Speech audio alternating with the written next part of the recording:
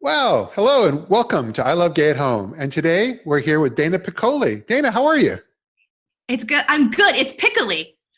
Piccoli. Why don't I ever get that right?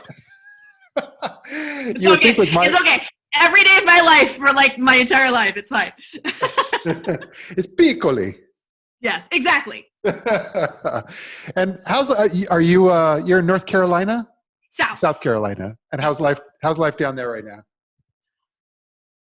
You know, I'm the only person wearing a mask anywhere that I go. It's a little frustrating, but uh, Yeah. it's been quiet. It's been quiet. Yeah. It just varies. It varies region by region. Some people are crazy about everyone wearing a mask, and you must be in one of those Mhm. places where they're taking it a Yeah, little we more get. I get the easy. eye rolls and Oh. the tisk tisks. I'm like, I'm trying to protect you. Well, when we met, we worked on some projects with Comcast, and Yeah, but even discovering you for Comcast, it was because you were doing a lot of work with Klexicon. yeah. Uh, but they were yeah, well, number one, how long? That's like 3 or 4 years now, right? This would have been, yes, 2020 would have been its fourth year, fifth con because of London, Yeah. but unfortunately because of COVID, they had to reschedule, and they've made the decision to wait until 2021, which I think is wise. Yeah. And what did you do when you were there? You did like I know you did podcasts, you did Um, panels, you I did am like the everything. moderator. I'm sort of like the head moderator. I'm the moderator mentor. So I Yeah. work with other aspiring moderators and work with people just basically like how to run a panel and how to learn interview skills, that sort of thing. Yeah. No, I loved all those, and I used to uh, I used to have screenshots of how well they did on Twitter, Instagram with their hashtag, and just Mm-hmm. how strong it was, and it was. But I'd always lead off by saying, "Here's one of the largest lesbian events you've probably never even heard of," and that was in year one, and then of course now everyone's heard of them, so they did a Right. great job. But it was just funny at that time. Yeah, it was just one of those things that the women that were attending they were crazy. They were so into it.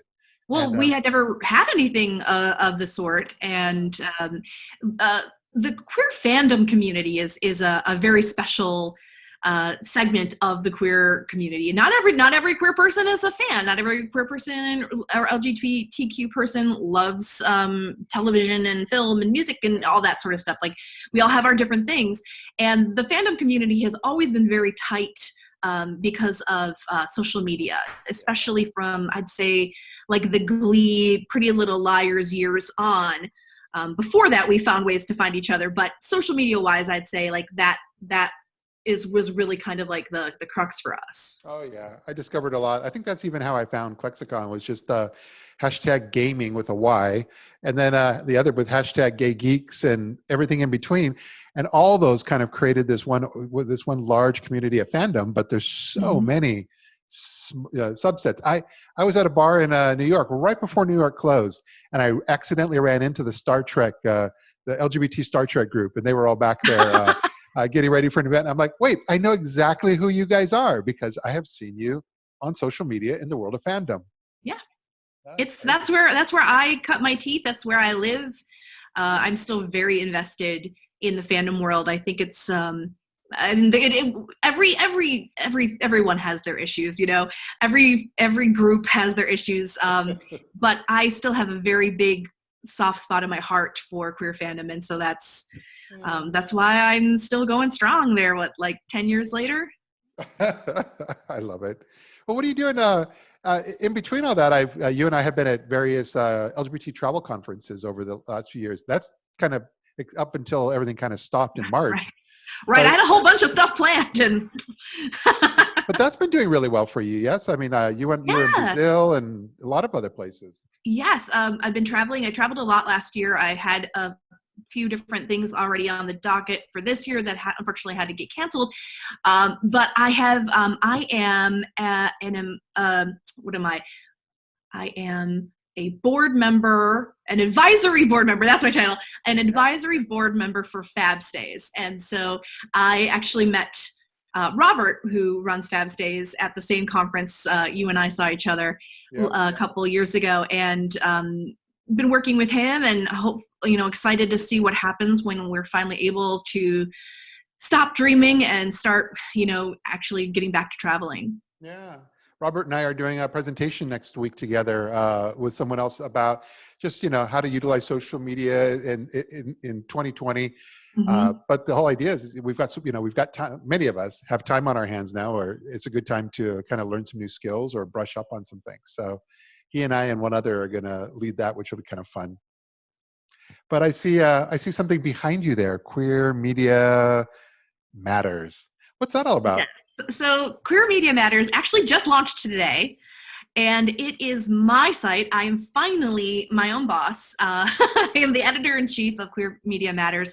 I have been working in queer media since 2012, Yeah. and I worked originally for After Ellen back in the day, and then I was the managing editor for the Bella Books vertical Bella Media channel.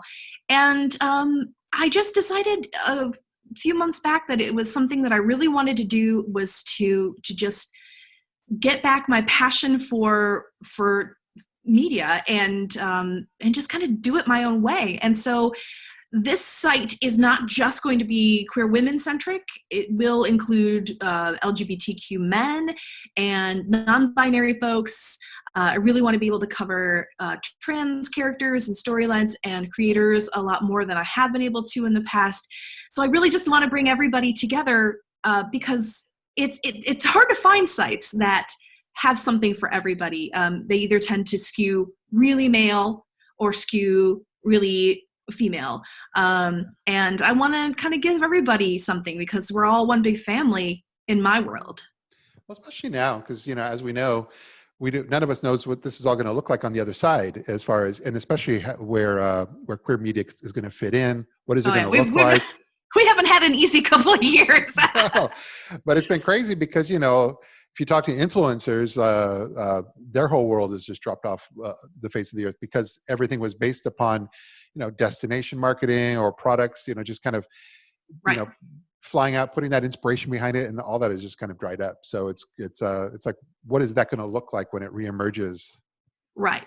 Yeah, and it's all about, frankly, it's all about the hustle for me. Yeah. And I was talking to my wife. I was like, I'm sure people think I'm crazy that I left a job that paid me to write about queer stuff so I could start my own site to write about queer stuff for free. Well, at least for now. Hopefully, eventually, I'll get some sponsors, some sponsored posts and whatnot. But I've